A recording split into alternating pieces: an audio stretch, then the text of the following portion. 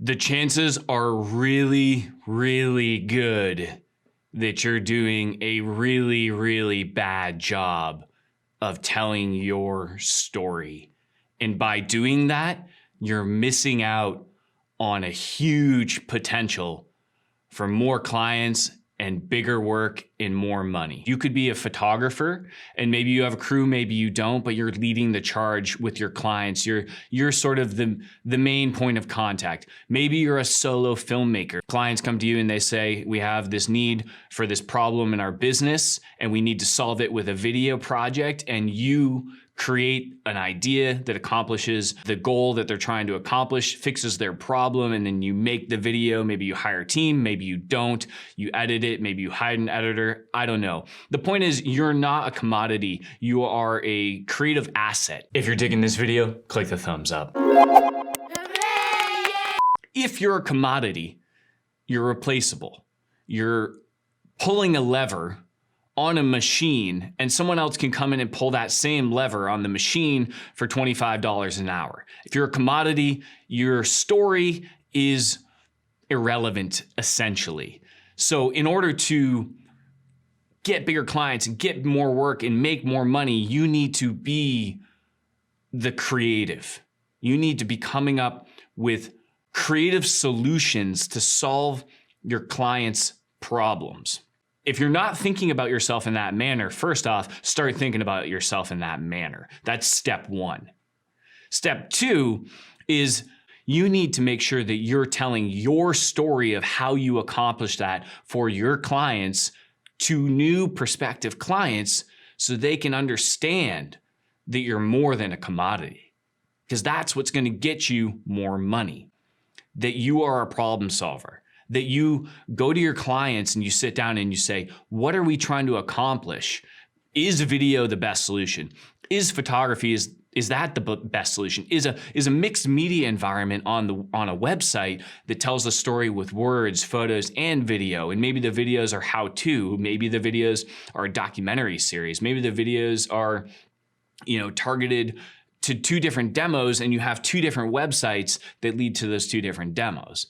When you start thinking about solving your clients' problems instead of being a commodity, that's when you can start charging more money. The question now is, how do we communicate that that's how we function to new clients? If you like what you're hearing, subscribe below.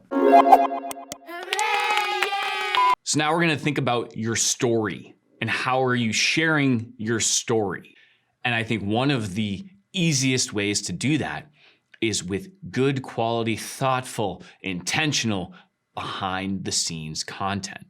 And behind the scenes content can start at the beginning of your journey all the way to the end. You can tell the story of how you took a problem and you created creative ideas, and then you brought those into scripts and storyboards, and you hired a team, and you had proper lighting that was gonna bolster up the creative, and then you go through the editing process and you work with your clients to think about how they can be smart with their distribution and think about how they can be reviewing their analytics to make sure it's working for them. And then you create behind the scenes content of that. And your behind the scenes content, it can take any form you want. You can have written word with photographs, with video elements that tell the story of how you fix problems for your clients. And then a new client can watch that and see how you work. They have an opportunity. You have an opportunity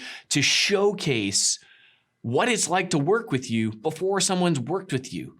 That's an insane thing to think about doing. Behind the scenes content is so easy to create. It's absurd. You can go out and you could strap a GoPro to your head, strap it to your chest, film behind the scenes. Take a B cam, put it on a Joby, set it down, film behind the scenes. You could figure out a vlog, film behind the scenes with that. You could hire a production assistant for a cheap rate and have them film behind the scenes content, take photos. How are you gonna tell your story? Plan ahead. And then you take those assets and you create a story out of them and you share those with your new clients, prospective clients, and you say, this is what it's like to work with us. And then those people get a chance to look inside of your world and they say, ooh, I like how they work, or no, I don't like how they work. They can figure out if it's a good match. and they can see what it's like to be on set with you. They can see if you're meeting their needs of production value before working with you, and they can build a level of trust that you wouldn't be able to build just by conversing, just by saying, this is how we do things. We do it that way. We do it this way. You can show them, they can look at it. They can almost touch it, but they can't because it's behind the scenes and it's on your computer and it's not real. But if they hire you, that's when they get to touch it. That sounds really weird. Sounds very weird. Don't take that the wrong way. It means they get to be on set. If you have a question, drop a comment. So a few years ago, I did a project for Van Shoes and Truth. I made this advertisement for them, and I created behind the scenes content with my buddy Lucas. The two of us went on this awesome road trip, and we filmed this ad on this road trip. And while we filmed it, we also filmed behind the scenes of us creating this ad. And when I showed it to the client, when I showed it to Truth and I said, hey, here's your finished, advertisement, and then here's 2 behind the scenes videos that are thoughtful and well put together. Can I put these on my YouTube channel? They said, yeah, but we'd like to put them on our YouTube channel. So inadvertently, I added value to the client by creating such good behind the scenes of a video that they wanted created, that not only did that work as a tool moving forward for me to say, hey, future client, here's the finished product, here's what it took to make it.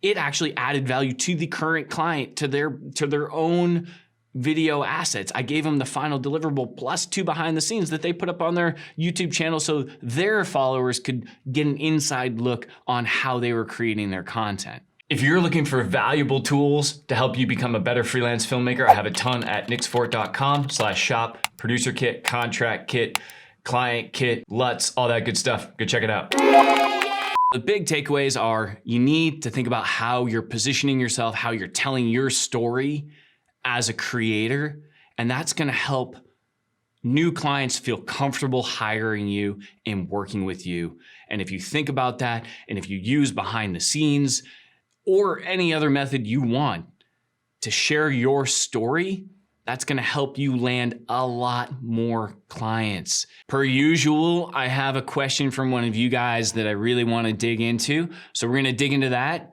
before you take off. So this is a question from Nicolas Petro, and he says, how do you send a message to a brand to make it attractive for them to notice it? And then he follows that up with, how do you come off as someone who has worked with other brands before in a message? So that's a 2-part question. We're skipping the first one. We're going to the second one first. How to come off as someone who has worked with other brands before in a message. It sounds like you haven't worked with brands before. Don't lie. So first off, go find some brands to work with. Find some little brands that are willing to work with you based on the work you have, even if that's just passion projects that you've done. Find a little brand to work with you. You will find one. Just go find one. And then find another brand, and then another brand, and leverage those brands that you've worked with until you have enough brands to then say, here's all the brands I worked with. You don't want to lie about the brands that you've worked with or pretend to be something you're not. Work your way up, find the little brands, then you move up, medium brands, big brands, whatever, if that's your goal. And then second question is, how do you send a message to a brand to make it attractive for them to notice it? So first things first, what is a message? Let's think about that. First thing you might think of, a DM, an email, a tweet. Those are messages. But how can you send a message that's more attractive? Sure, you can get into the nuances of how to write a message to someone, but why don't you just take the message and send it out in a different way? Let's go old school. Let's go mail. Let's mail your potential client something. Let's mail them a handwritten card. Or let's go even further and make them something. Make them something extraordinary, something unique, something's different, something that tells your story, and send that to them instead of a card. Wow them, exceed their expectations. I made a video about how to make client gifts. Go watch that. Don't send a client gift to a client that you've never worked with. Send them a client solicitation that is an amazing gift that you made. And I bet that that is a great way to send an attractive message to a potential new client. As always, the most important thing for you guys is to put this stuff into practice and share it with someone else who can use this information. So I hope you do that, and I hope you guys have a great week. Later.